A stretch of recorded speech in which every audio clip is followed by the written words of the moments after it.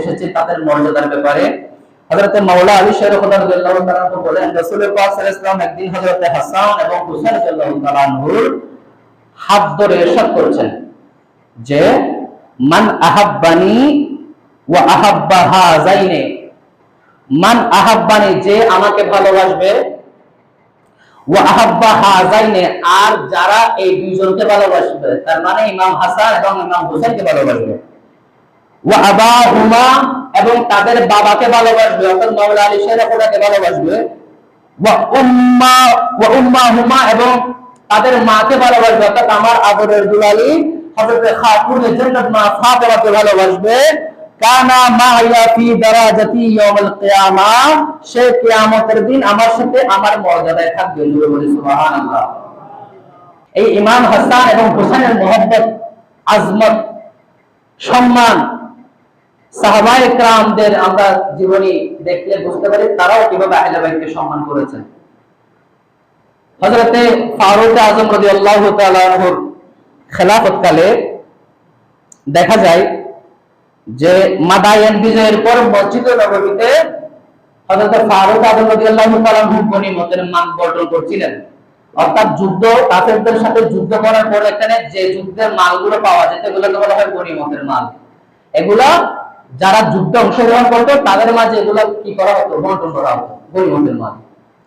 তো হযরত ফারুক আযম রাদিয়াল্লাহু তাআলা আনহু একদিন মাদায়ান বিজয়ের পর মসজিদে নববীতে গনিমতের মাল বন্টন করছিলেন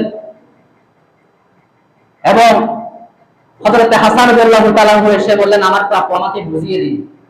তখন ইসলামের খলিফা ছিলেন হযরত ওমর ফারুক রাদিয়াল্লাহু তাআলা আনহু, রাষ্ট্র পরিচালনা যিনি করছিলেন ইনি হচ্ছেন হযরত ওমর ফারুক। ওনাকে এসে বললেন হযরত হাসান রাদিয়াল্লাহু তাআলা আনহু যে আমার প্রাপ্য আপনি আমাকে বুঝিয়ে দিন। তখন হযরত ফারুক আযম রাদিয়াল্লাহু তাআলা আনহু ওনাকে 1000 দিরহাম দিলেন। জোরে বলে সুবহানাল্লাহ। অতঃপর ইমাম হুসাইন রাদিয়াল্লাহু তাআলা আনহু আসলেন, তিনি বললেন আমার প্রাপ্য আমাকে দিন। তখন হযরত ফারুক আযম রাদিয়াল্লাহু তাআলা ওনাকে 1000 দিরহাম প্রদান করলেন। জোরে বলে সুবহানাল্লাহ। এরপর আসলেন যিনি ইসলামের খলিফা হযরত আমিরুল মুমিনিন ওমর ফারুক রাদিয়াল্লাহু তাআলা ওনার সন্তান হযরত আব্দুল্লাহ ইবনে ওমর, ওমর রাদিয়াল্লাহু তাআলার সন্তান আব্দুল্লাহ ইবনে ওমর। তিনি এসে যখন বললেন আমার প্রাপ্য আমাকে দিন, তখন দেখা গেল হযরত ফারুক আযম রাদিয়াল্লাহু তাআলা ওনাকে 500 দিরহাম দিলেন।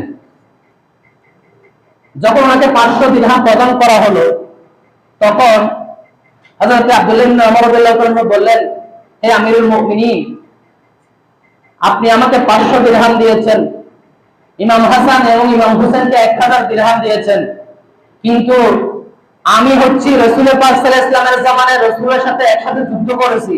তখন ইমাম হাসান এবং ইমাম হুসাইন একেবারে শিশু ছিল, তারা কিভাবে আমার থেকে বেশি পায়? হযরত ফারুক আযম রাদিয়াল্লাহু তাআলা সেদিন বললেন, হে আব্দুল্লাহ ইবনে ওমর, তুমি কার সাথে তুলনা করছো? তাদের সাথে তুমি তোমার নিজেকে তুলনা করছো যাদের বাবা হচ্ছে হযরত মাওলা আলী শেরে খুদা, যার মা হচ্ছে আমার নবীর আদরের দুলালী হযরত খাতুন জান্নাত মা ফাতেমা আয-জাহরা রাদিয়াল্লাহু তাআলা আনহা, এবং যার নানা হচ্ছে আমি যার কালিমা পড়েছি, তুমি যার কালিমা পড়েছো, যে নবী পাক কিয়ামতের ময়দানে আমাদেরকে আমরা যার উম্মত হিসেবে উঠব, সেই দুই জাহানের বাদশা নবী হচ্ছেন ওই হাসান হুসাইনের নানা।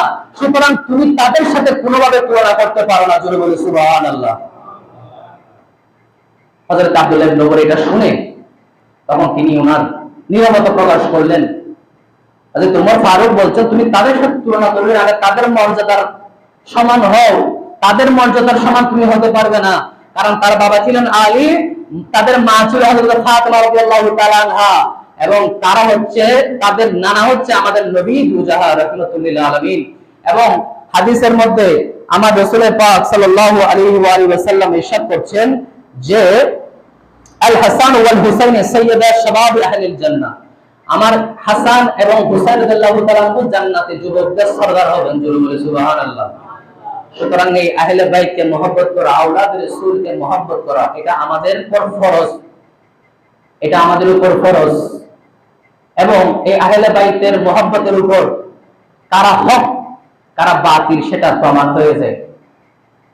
যারা ইমাম হোসেনকে শহীদ করেছিল তারাও মুসলমান ছিল, আবার আহলে বাইতের রাসূল ইমাম হুসাইন রাদিয়াল্লাহু তাআলা আনহুর সাথে যারা ছিল তারাও মুসলমান ছিল, কিন্তু মুসলমানের মধ্যে বেশ কম আছে। একদল হচ্ছে হুসাইনি মুসলমান, আর একদল হচ্ছে ইয়াজিদি মুসলমান। সেজন্য বর্তমান সময়ে এসেও আমরা যারা হুসাইনি মুসলমান, আমরা ইমাম হুসাইন রাদিয়াল্লাহু তাআলা আনহুর শাহাদাতের মাস আসলে আমরা আহলে বাইতকে স্মরণ করি। আর ইয়াজিদি মুসলমানরা বসে বসে টিভি মিডিয়ার মধ্যে ইয়াজিদকে রহমতুল্লাহ আলাইহি বলে, ইয়াজিদকে নিষ্পাপ বলে। জোরে বলে নাউজুবিল্লাহ। যে ইয়াজিদের হুকুমে কারবালার প্রান্তরে ইমাম হুসাইন রাদিয়াল্লাহু তাআলা শাহাদাত করেছিলেন, সেই ইয়াজিদকে জান্নাতি বলার জন্য একদল মুসলমান তৈরি হয়ে গেছে। আল্লাহ রাব্বুল আলামিন এই সমস্ত নামধারী মুসলমান থেকে আমাদেরকে হেফাজত করুক, সবাই বলে আমিন। এই আহলে বাইতের মহব্বত আমাদেরকে অন্তরে রাখতে হবে। আমার